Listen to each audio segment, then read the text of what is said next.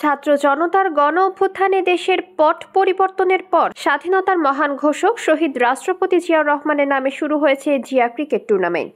বগুড়া থেকে যাত্রা শুরু করা এই টুর্নামেন্টের একটি ম্যাচ হবে খুলনায়। বর্ণিল আয়োজনের এই ম্যাচ দিয়ে শুধু ক্রীড়াঙ্গন নয়, যুব সমাজ ও ক্রীড়ামোদীদের উৎসবে ভাসাতে চায় খুলনা বিএনপি। ইতোমধ্যে শহীদ জিয়াউর রহমান, বেগম খালেদা জিয়া এবং তারেক রহমানের ছবি সম্বলিত প্যানা, সাইন ও গেটে বর্ণিল সাজে সাজছে খুলনা।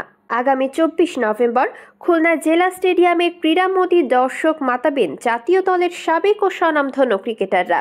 খুলনা মহানগরী ঘুরে দেখা যায় নগরীর গুরুত্বপূর্ণ সড়ক ও মোড়ে গেট নির্মাণ চলমান।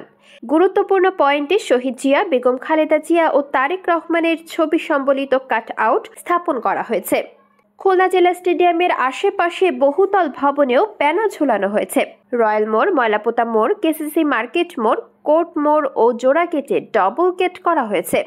আলোকসজ্জা করা হয়েছে জেলা স্টেডিয়াম সহ আশেপাশের এলাকা, 7 রাস্তার মোড়, ময়লাপোতা মোড়ের গাছ, 60 গম্বুজ মসজিদের প্রতিকৃতি, রয়্যাল মোড়ের রয়্যাল বেঙ্গল টাইগার ও চিংড়ি, রয়্যাল মোড় ও শিববাড়ি মোড় সহ 5 থানায় ভ্রাম্যমাণ মাইকিং করা হচ্ছে।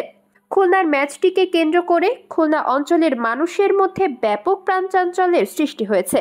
দীর্ঘদিন পর ক্রীড়ামোদী দর্শক মাঠে বসে সরাসরি জাতীয় দলের সাবেক ও দেশ সেরা সব ক্রিকেটারদের ক্রীড়া নৈপুণ্য উপভোগ করতে পারবেন।